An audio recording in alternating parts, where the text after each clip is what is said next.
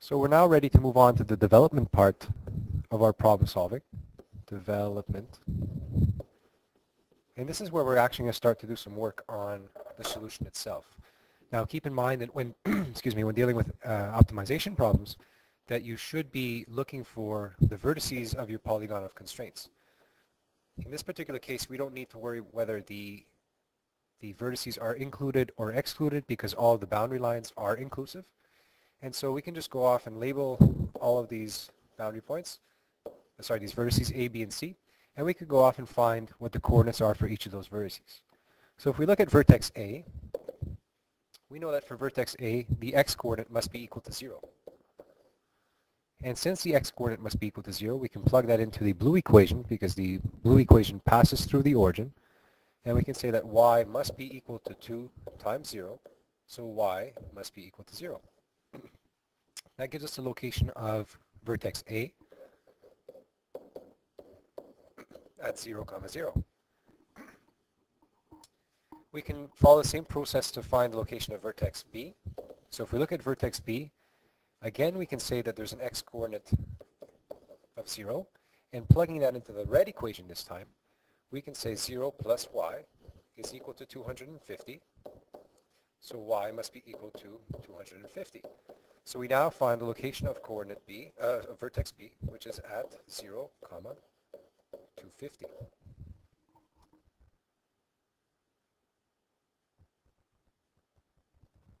If we now continue and look at the location of vertex C, it's a little bit more complicated because now we have to look for the intersection of the blue boundary line and the red boundary line.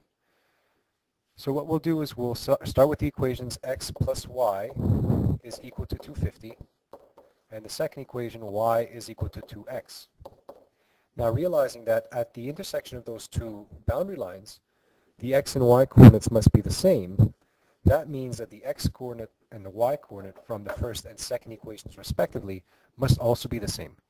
So we can just substitute the second equation into the y for the first equation, and the first equation would then become x plus 2x is equal to 250.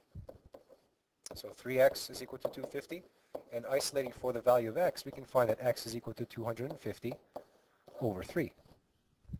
Now taking that value of x and plugging it into one of the equations, doesn't matter which, but for simplicity's sake, let's use the second equation. So we'll have that y is equal to 2 times 250 over 3, which means that our y-coordinate is going to be at 500 over 3.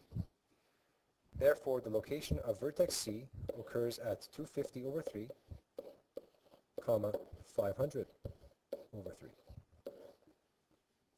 So we can now continue with the development of this particular problem.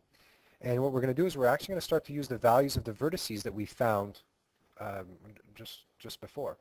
So what we can do is we can make a small table of values and we can label the columns as vertex and profit. And remember, we can use the optimization equation that we found before to say that P is equal to 0.65x plus 0.47y. And if we remember, x was the number of donuts, so we'll write that down. X was the number of donuts, and y represented the number of muffins.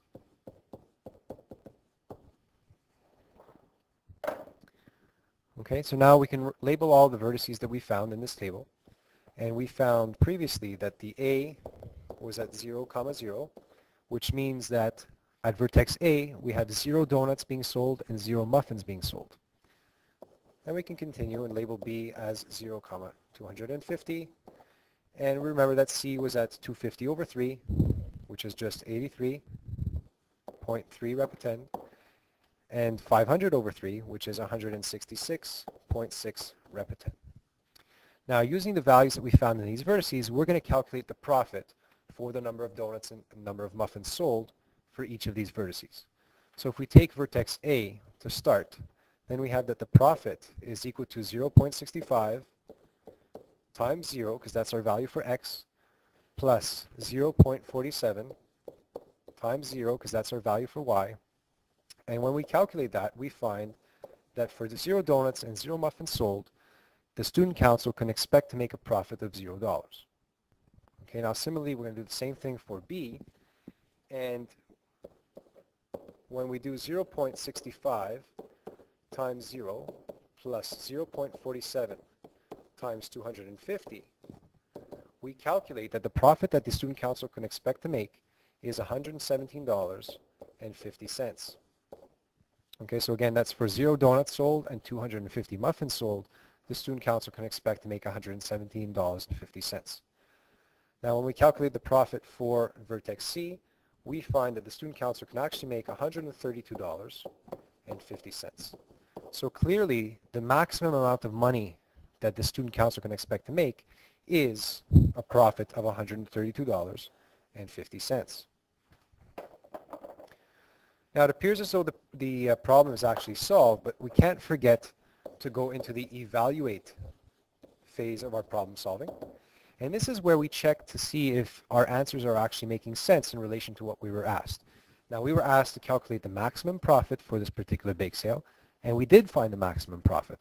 However, if we pay attention to what the X and Y values are actually represented, we see here that we're dealing with parts of donuts and parts of muffins.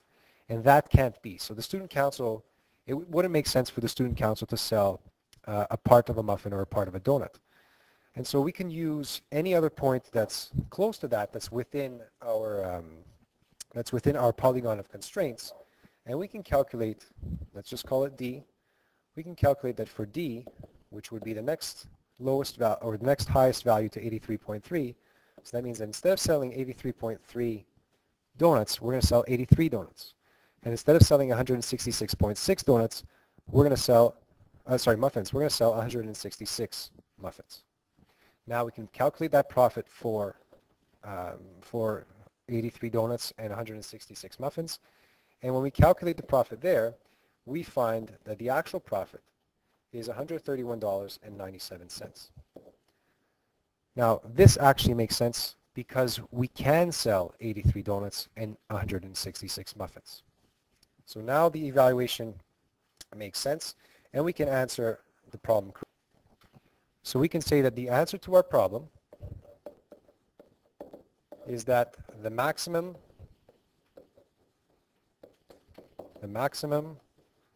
profit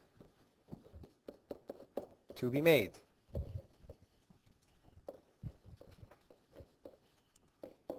is $131.97. There you have it, your first optimization problem.